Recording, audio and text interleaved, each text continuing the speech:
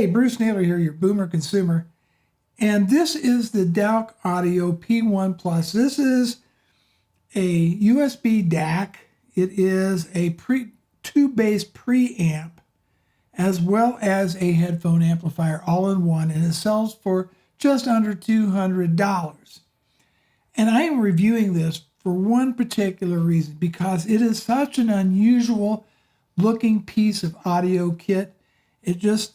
I think it's something that's either going to appeal to you or not. But listen, this has its place, even though it's very unusual. And another YouTuber beat me to this because I was going to title this something to the effect that this is a steampunk. It does kind of have that steampunk look. We're going to talk about the looks in a little bit more detail. Why would somebody want this? Well, if they wanted to experiment with tubes, if they wanted a tube-based preamp, maybe they wanted to get a lot of features for their $200, then this is going to be something for them. Okay, so let's talk a little bit about just the design and build. It's got a nice metal case. The only problem I have with just the overall build, well, there's two little areas. One, they give you these little rubber things to put on the bottom to keep it from scooting around. But unfortunately, one of them doesn't fit real well and it keeps wanting to fall off on me. Nothing major, and you probably won't have that problem.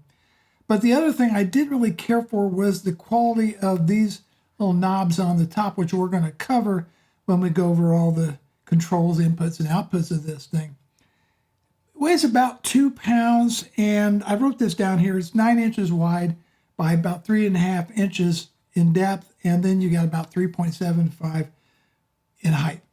And so it's going to be big enough that it's going to, or I should say small enough to fit on just about any desktop, really.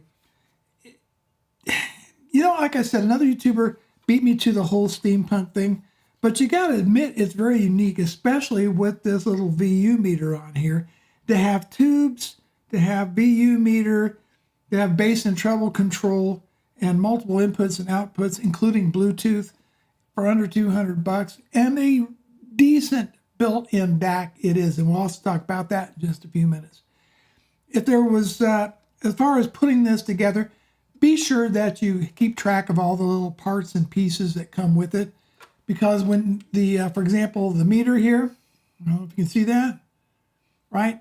You have this little 3.5 millimeter by 3.5 millimeter piece that goes inside, clicks into place, and then you take your meter and then snap it on there. And it does rotate 360 degrees. There you have it. As far as the tubes, these are what they call JAN, which is Joint Army Navy tubes. Basically, these are made to a military spec. No issue getting those installed. They come in a little box, and there you have it. Okay, let's talk a little bit about what's on the front. Well, there's a nice little OLED display that includes information about the volume that you have it set to, what input that you're using, and the frequency. And then there is a 3.5 millimeter headphone jack. That is what's on the front of the P1 Plus. Now, looking at the top, you have your VU meter with a multifunction knob, and that simply is used to change the color, change the brightness, and gain. These meters are not made for accuracy, but just for looks and for the fun of it.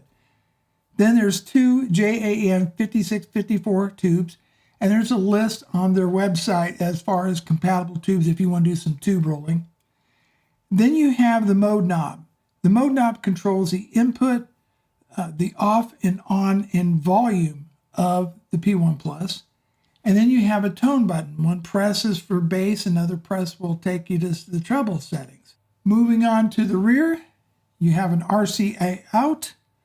You have a 3.5 millimeter output, a 3.5 millimeter input, your coaxial in, optical input, your US input, your USB input. I wonder about the location of that. I don't think it's in the right place in my mind where it should be, but I'm not the one that designed this thing, right? You get an RF antenna, and then finally a 12-volt input. That's what's on the rear. Let's talk about the remote. On the upper left-hand corner, you have your power button, you have a select, which changes your inputs. You have a mute button. And then in the center, you have your bass up and down, your treble up and down. There's a little middle button there that has no function to it. And then you have your volume control up and down. And finally, you can turn the OLED display off on the front of the unit. That's what comes on the remote control. Okay, I think it's time to talk about just some of the feature highlights of the P1 Plus. First off, you do get a built-in DAC that you have SPDIF inputs as well as also USB. With USB, you get up to 32-bit, 384 kilohertz output on here, and that is using the Sabre 9018 K2M DAC chip. SPDIF is limited to 24-bit, 192 kilohertz. You also get DSD of 256 on here. There's Bluetooth 5.1, which I did connect to it very easily, and that supports all your, your standard suspects, AAC, SBC, but also aptics and LDAC and aptics HD. So you can just Bluetooth right to this thing, and you're going to get some pretty good sound out of it. Headphone amp is a TPA 6120, which is Texas Instruments, and it's between 16 to 600 ohms. Now I use an Ananda, or Hi-Fi Man Ananda headphones, planar magnetics, and it drove these just fine. But if you've got power-hungry headphones, you probably wouldn't use this as a headphone amplifier. It does okay. It's up to like 3/4 of a watt.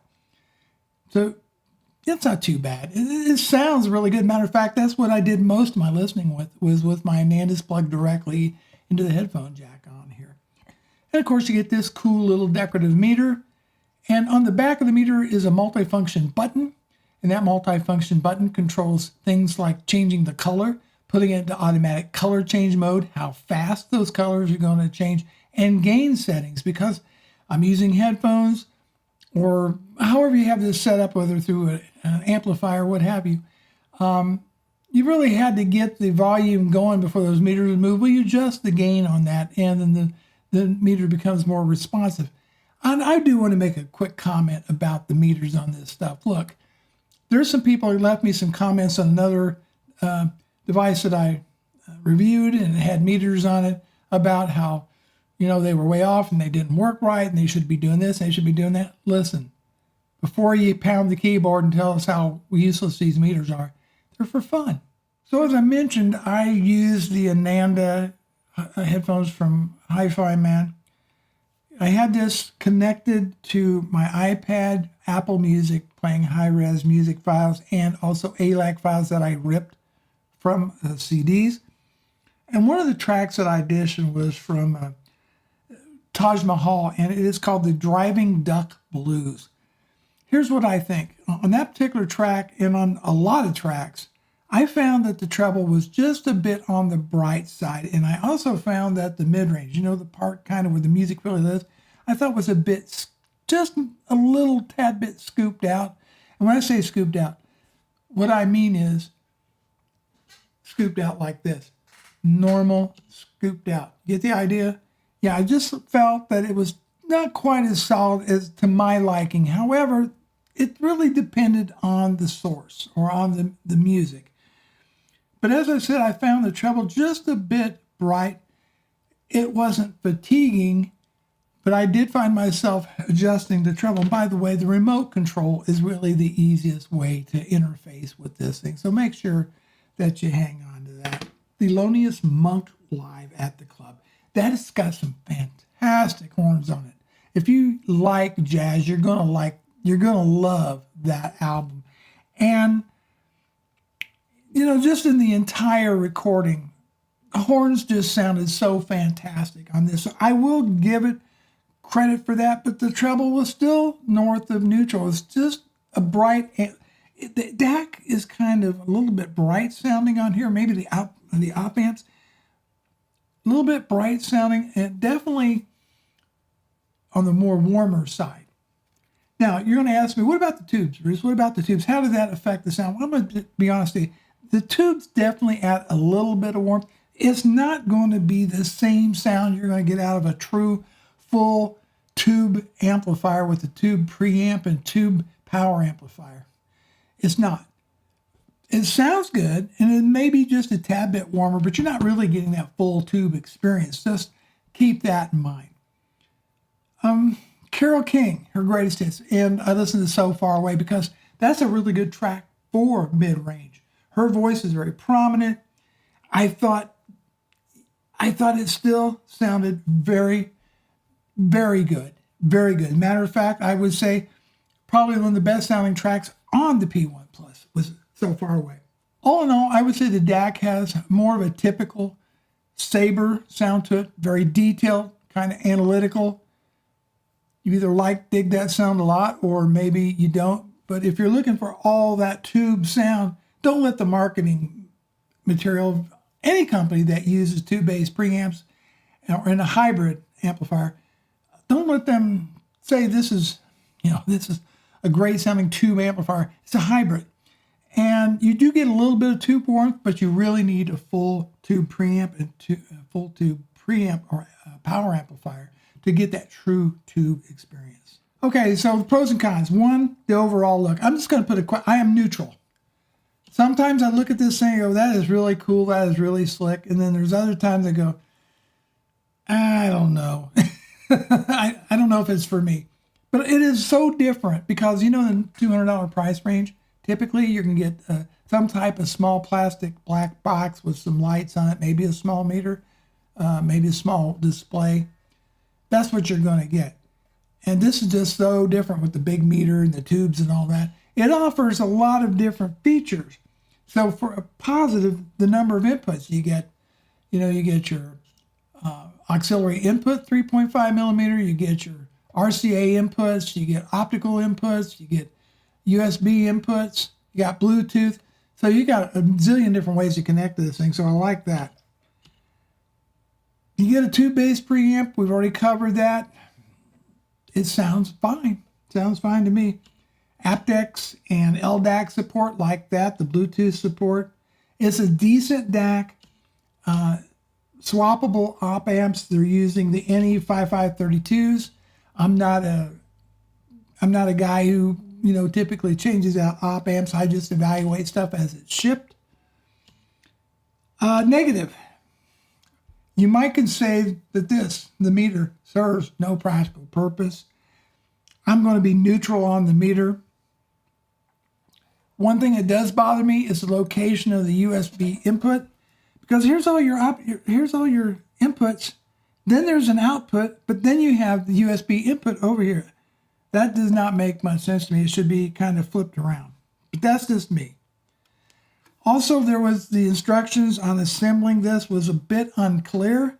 So I think Douk could work a little bit on the manual. It was not bad, but mainly it was just a little connection, figuring out how to connect the VU meter to the box, because I didn't see that little 3.5 to 3.5 millimeter connector on there.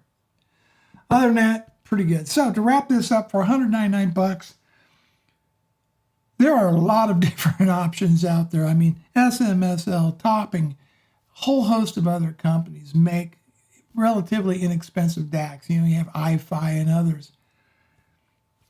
I would think, Fosse just launched their, the ZD3, and which I think has a superior DAC chip in it, and for the same money. So it's really, do you want something unusual? Do you want to experiment a little bit with the sound of tubes, do some tube rolling? It does sound a little bit warmer than just, straight, just straight out DAC and op amps. The tube-based preamp maybe adds a touch of warmth to it. There's FIO has their R2R DAC for like $150. So there's a lot of competition out there. I'm not saying this is a bad DAC. It's not. I don't think it's bad. I think it sounds very, very good.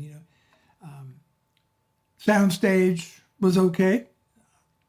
Imaging was fine.